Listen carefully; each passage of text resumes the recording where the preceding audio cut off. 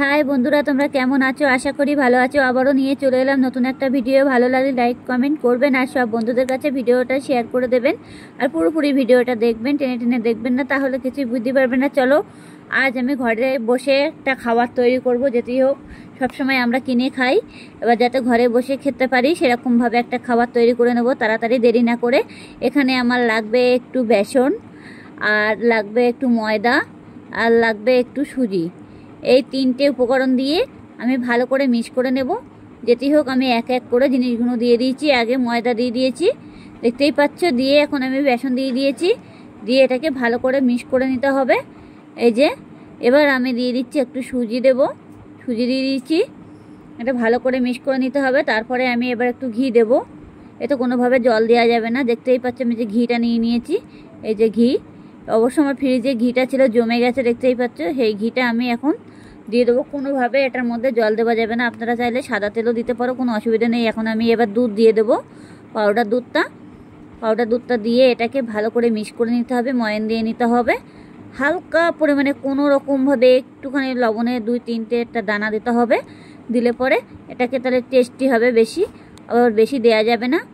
আর এটাকে ভালো করে ময়ান দিয়ে আমি এখন মেখে নিতে হবে, যাতে কোনোভাবে দানা ভাবটা না থাকে, যার জন্য ভালো করে মেখে নিতে হবে। যাই হোক, এটাকে আমি এখন ভালো করে ময়ান দিয়ে নিলাম। এই দেখো সুজি, অল্প একটু সুজি দিয়ে দিচ্ছি। যেটি হোক, সুজিটা আমার একটু কম হয়ে গেছিলো, তার জন্য আমি সুজিটা দিয়ে দিলাম।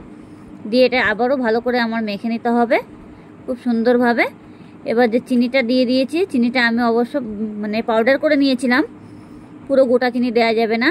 যা হাতে গোটা চিনি দিলে পরে এটা গলবে না, আর সাথে মিক্স খাবে না, দানা দানা থেকে যাবে, তখন অসুবিধা হয়ে যাবে। এই যে, এবার আমি গুঁড়ো দুধটা ছিল সেটাও আমি দিয়ে দিচ্ছি। ঘরে বসে এই রেসিপিটা আপনারা চেষ্টা করুন, আর খেতেও খুবই সুস্বাদু, আর বিস্কুটটাও হবে খুব দারুণ খেতে, এত টেস্টি হবে, দোকানের থেকেও খুবই টেস্টি হবে এই বিস্কুটটা। অবশ্য আমি এটা বিস্কুট তৈরি করব। দেখো, এটাকে ভালো করে ময়ান দিয়ে আমি এখন মেখে নেবো ভালো করে। একটু মাখতে একটু টাইম লাগবে, তাছাড়া আর কিছুই না। ভালো করে আমার যেতেই হোক মেখে নিতে হবে। মেখে নিয়ে কোনোভাবে এটার মধ্যে জল দেওয়া যাবে না। জল দিলে তাহলে সমস্যা হয়ে যাবে। যাই হোক, এখন আমি এটা সুন্দর করে মেখে নিচ্ছি। মেখে নিয়ে যে আমি একটু এলাচের দানা দিয়ে দিলাম, এই যে ছড়িয়ে ছড়িয়ে, এর গন্ধটা আরও খুবই টেস্টি হবে। এবার আমি দেব বেকিং সোডা। এই যে বেকিং সোডা দিচ্ছি, যাতে বিস্কুটটা পুরো ফুলে যাবে। অল্প করে দিতে হবে বেকিং সোডা। এই যে বেকিং সোডাটা দিয়ে দিলাম, বেকিং সোডা দিয়ে দিচ্ছি। এবার দেবো বেকিং পাউডার। বেকিং পাউডারটা দিতে হবে। এই দুটো জিনিস মাস্ট দিতেই হবে, না দিলে বিস্কুটটা তৈরি হবে না। বেকিং পাউডার দিয়ে দিলাম, কেকের যে পাউডারটা আর কি, সেটাকে দিয়ে দিতে পারো। আপনারা ঘরে থাকলে দিতে পারো, অসুবিধা নেই। আর আপনারা যদি বেকিং পাউডার না পারো, খালি সোডাও দিতে পারো। সোডাটা দিলে একটু বেশি দিতে হয়, তাহলে একটু খেতে খার খার হয়ে যাবে। যাই হোক, এই যে চিনিটা আমি ব্লেন্ডার করে নিয়েছিলাম, সেটা আমি এখন দিয়ে দিচ্ছি। চিনিটা আপনারা মিষ্টিটা যতটা খাবেন ততটা দেবেন, অসুবিধা নেই। অবশ্য বিস্কুট একটু মিষ্টি হলে আরও বেশি ভালো লাগে, খেতেও টেস্টি হবে। যাই হোক, এটা আমি পুরোপুরি ভালো করে মেখে নেব সুন্দরভাবে। ওই চিনিটা ভালো করে মিক্স করে নিতে হবে। চিনিটা সুন্দর করে মিক্স করে নিতে হবে, নিয়ে এটাকে সুন্দরভাবে মেখে নিতে হবে।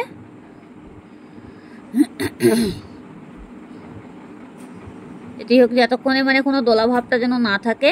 দোলাভাব থাকলে পরে তাহলে এটা বিস্কুটটা একদম পুরো হয়ে যাবে, গোল্লা হবে না। যার জন্য এটা সুন্দর সুন্দর করে ভালো করে মেখে নিতে হবে। যাই হোক, এটাকে আমার হয়ে গেছে, আর কোনো দোলাভাবটাও নেই, দেখতেই পাচ্ছ। এবার আমি নেব সাদা তেল। সাদা তেল মাস্ট দরকার। এবার সাদা তেলটাকে দিয়ে এটাকে ভালো করে মাখতে হবে। যেটি হোক, এখন আমি সাদা তেলটা ঢালবো কাপ অনুযায়ী। আর এটা অবশ্য মেপে মেপেই নিতে হবে সব জিনিসটাই। এই দেখতেই পাচ্ছ, এই আমি সাদা তেল নিয়ে নিয়েছি। এই যে সাদা তেলটা এবার ঢেলে দেব। যতটুকু লাগবে তেলটা ততটুকুই দিতে হবে, কোনোভাবে এর মধ্যে জল দেওয়া যাবে না। ভুল করেও জল দেওয়া যাবে না। জল দিলে বিস্কুটটা উঠবে না, আর বিস্কুটটা ফুলবে না, খেতে কোনো টেস্টিও পাওয়া যাবে না। আর দোকানের থেকেও বিস্কুটটা এত টেস্টি হবে, ঘরে বসে বানালে পরে বুঝতেই পারবে বিস্কুটের কত টেস্টি। যাই হোক, এটা আমার পুরোপুরি মাখা হয়ে গেছে অলরেডি। এবার দেখো কত সুন্দর সফট হয়ে গেছে, এত সফট হয়েছে। এবার আমি হাতে করে নিয়ে একটু গোল গোল করে বানাবো, গোল্লা গোল্লা করে নেবো। এবার লাগবে আমার অবশ্য সাদা তিল। সাদা তিলটা আমি একটা থালার ভিতরে নিয়ে নিয়েছি, অবশ্য সেটা আমি নিয়ে আসছি সামনে। যেটি হোক, এটাকে ভালো করে মেখে নিয়েছি। এটার আর কোনো ইয়ে নেই, নানা ভাবটাপ কিছু নেই। দেখো যেভাবে নেবে সেইভাবেই চলে যাবে। এবার ছোটো ছোটো করে গোল্লা গোল্লা বানিয়ে নিতে হবে আমাকে এটা। এই যে এরকমভাবে বানিয়ে নিতে হবে। যদি মনে করবে যে হাতের তলায় লেগে যাচ্ছে, হালকা একটু ইয়ে করে নেবে, ঘি দিয়ে নেবে, নিলে পরে তাহলে এটা গোল্লাটা হয়ে যাবে। এরকম গোল গোল করে বানিয়ে নিতে হবে। আপনারা লম্বা করেও নিতে পারো, অসুবিধে নেই। এটা গোল করে বানালে বিস্কুটটাও দেখতে ভালো লাগে, সেই কারণে আমি গোল গোল করে নিচ্ছি। পুরোটাই গোল্লা করে নিতে হবে। এবার নিয়ে অলরেডি আমি এখন একটা থালার ভিতরে নিয়ে নেব, প্লেটের ভিতরে নিয়ে এটাকে ভালো করে পাতিয়ে দেব। যাই হোক, এই এক এক করে আমার গোল্লাগুলো সব বানিয়ে নিতে হবে। দেখি যে কটা হয়, অনেকগুলোই হবে অবশ্য। আর একটা বিস্কুটের দাম, এই বিস্কুটগুলো দোকানে খেতে যাও 5 টাকা করে। এমনিতে দোকানে খাওয়ার থেকে বাড়িতে তৈরি করে খাওয়া অনেক ভালো, আর খেতেও খুবই টেস্টি হয়। আর ঘরে বসে তৈরি করে খাওয়া একটা ব্যাপার, আনন্দ ব্যাপার, আর ভালোও লাগে, আর খেতেও খুবই ভালো লাগে। যাই হোক, এটাকে আমি পুরোপুরি দোলাগুলো এক এক করে, পুরো দোলাটাই আমি পুরো কমপ্লিট করে নিচ্ছি। এক এক করে দোলাগুলো সব কমপ্লিট করে নিতে হবে, যাতে আবার ফেটে না যায়। বিস্কুটগুলো ফেটে গেলে হবে না। তখন প্লেটের ভিতরে তিলটা, সাদা তিল ছড়িয়ে দিয়েছি, দিয়ে এটাকে হালকাভাবে একটু চ্যাপটা চ্যাপটা করে নিয়ে তিলের ভিতরে এক পিঠ করে বসিয়ে দিয়েছি। এবার আমি এরকমভাবে পুরো তিলটাই বসিয়ে দিয়ে দেবো। দিয়ে তার আগে আমি উনুনের ওপরে আমি কড়াই বসিয়ে দেবো। কড়াইটাকে আমার গরম করতে হবে ভালো করে। অলরেডি কড়াইটা গরম করতে হবে, করে একদম লো আঁচে রাখতে হবে, যাতে বিস্কুটগুলো পুড়ে না যায়। যার জন্য আমি আগে বিস্কুটগুলো তৈরি করে নিলাম, প্লেটের মধ্যে বসিয়ে এক এক করে নেওয়ার পরে তারপরে আমি কড়াইটা অলরেডি বসিয়ে দেওয়া হয়ে গেছে। কড়াইয়ের ভিতরে একটা সসপ্যান, মানে হালকা একটা কোনো তারের জালি জাতীয় জিনিস বসিয়ে দেবে, যাতে কোনোভাবে প্লেটটার ভিতরে তাপ না লাগে, সেরকমভাবে দিতে হবে। যাই হোক, আমি এটা বিস্কুটগুলো পুরোপুরি কমপ্লিট করে নিচ্ছি। তার আগে কমপ্লিট না করা পর্যন্ত যেটি হোক আমি বসাতে পারছি না। হালকা একটা প্লেট নিতে হবে, প্লেটটার মধ্যে বিস্কুটগুলো এক এক করে পুরোটাই বসিয়ে দিতে হবে। এই যে অলরেডি দেখতেই পাচ্ছ, তিলের ভিতরে আমি বিস্কুটগুলো পুরোপুরি বসিয়ে দিয়ে দিয়েছি। এই যে তিলগুলো এক পিঠ করে পুরো তিলটাই লেগে যাবে। এই যে আমি কড়াইটা বসিয়ে দিয়েছি অলরেডি। এবার কড়াই আমার গরম হয়ে গেছে। এবার এই থালার ভিতরে একটু তেল দিতে হবে, সাদা তেল দিয়ে।